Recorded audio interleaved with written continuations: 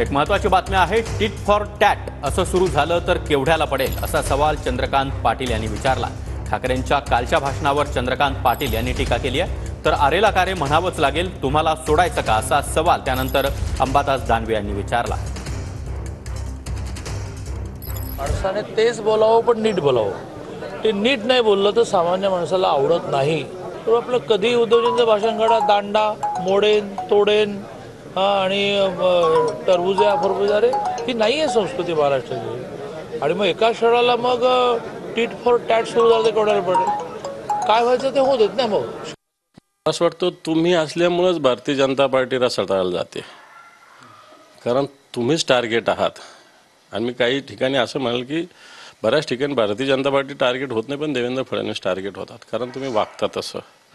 ज्या पद्धतीनं तुम्ही व्यक्तिगत स्तरावर सगळ्यांशीच येऊन राजकीय दुश्मनदाही करतायत, मला वाटतं त्याच्यात मग आरेला गारे तर मानावंच लागतं ना या महाराष्ट्रात। का तुमचं सहन करायचं, काय तुमचं सहन करायचं? तुम्ही उद्या हे प्रकरण काढ, तुमचे चमचे भाड्याचे तट्टू तुमचे, हा एक बोलतो तो एक बोलतो तो एक बोलतो, मग तुम्हाला सोडायचं काय?